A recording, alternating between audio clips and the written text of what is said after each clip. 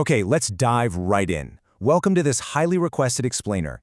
Today we're tackling a massive headache for so many of you, hitting that frustrating score plateau. So, how do we break through? Simple. We are going to completely master the core keywords of the Canadian community lifestyle. We're not just throwing random vocabulary at you today, no way. We're zooming in on those absolute scoring weapons that will instantly make your English sound natural, precise, and hyperlocal. Ready? Let's unpack the exact logic of how Canadian municipalities and communities actually work. We've carved today's explainer into 4 core slices. First, neighborhood rules and traps. Then, community recs high-frequency scenes. Moving on to Canadian civic culture, and wrapping up with a solid exam summary and tips. Section 1. Neighborhood rules and traps. This is where we get a grip on local regulations. So, when you hit a scenario about city rules, please, whatever you do, don't just use dry words like rule or law. Your high-scoring keyword here is bylaw. It's absolutely crucial.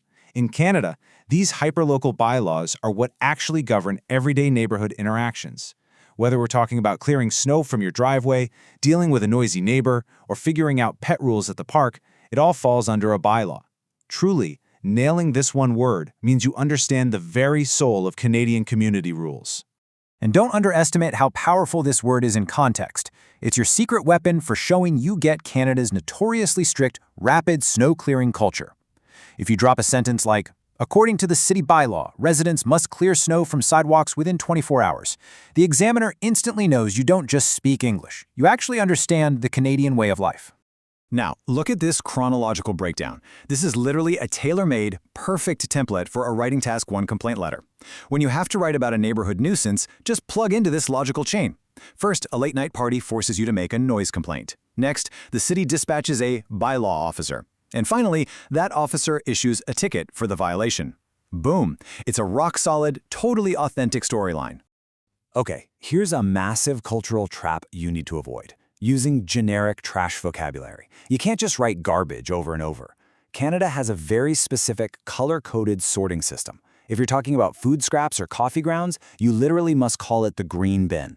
And what if the scenario is about getting rid of an old mattress? You absolutely cannot say you'll just leave it on the curb. You've got to explain that you're scheduling a bulky item pickup and that you might need to buy a garbage tag from the municipality. It's exactly this level of hyper-specific detail that completely separates a mediocre score from a top-tier one. Moving right along to Section 2, Community Rec High-Frequency Scenes, focusing on leisure and local facilities. Here are 2 concepts you have to contrast perfectly.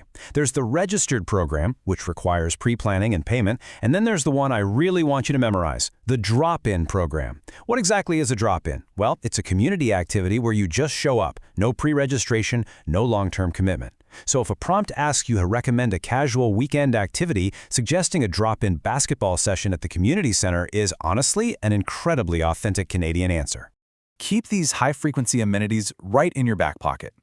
If you mention a community garden, take it a step further and casually bring up the long waiting list to rent a plot. That tiny detail adds an unbelievable amount of realism to your persona. Similarly, terms like dog park or leash-free zone are absolute gold mines when you're discussing city planning or neighborhood improvements. As you can see here, the Rec Center, short for Recreation Center or Community Center, is basically the beating heart of local Canadian leisure. They've got gyms, pools, classes, it's the whole shebang. Because of this, it's practically a guaranteed high-frequency setting on the exam. Whether the task asks you to debate community funding or complain about outdated facilities, framing your response around the local rec center is quite literally a fail-safe strategy. All right, Section 3, Canadian Civic Culture. Let's look at community engagement and clear up some major misconceptions. Okay, trap alert. Please, whatever you do, do not fall into the literal translation trap here. A food bank has absolutely zero to do with a financial institution for saving money to buy food. None. It is strictly a community charity organization. Locals host food drives to collect non-perishable items for those in need.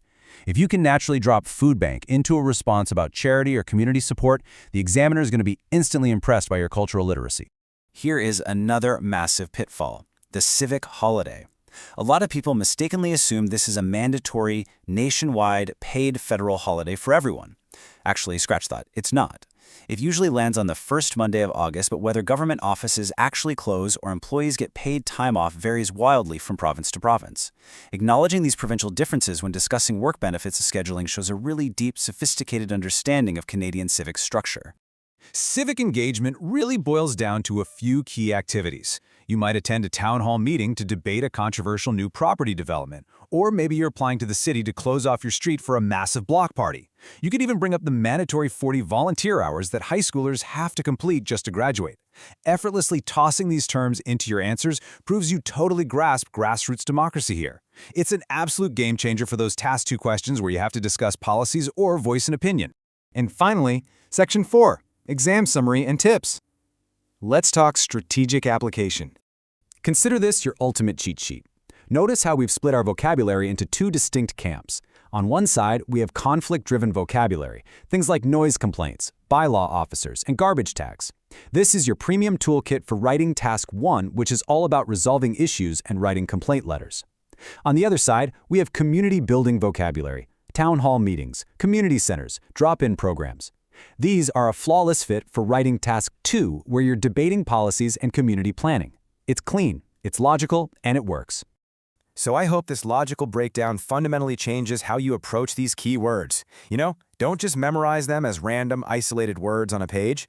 Ask yourself, how can I use these words to think and speak like a true local? If you can inject this kind of cultural insight into every single writing and speaking task, breaking through your score plateau is basically guaranteed. So next time you face a community-themed prompt, which of these power words are you going to use to blow the examiner away? Thanks so much for joining me in this explainer, and I'll see you next time.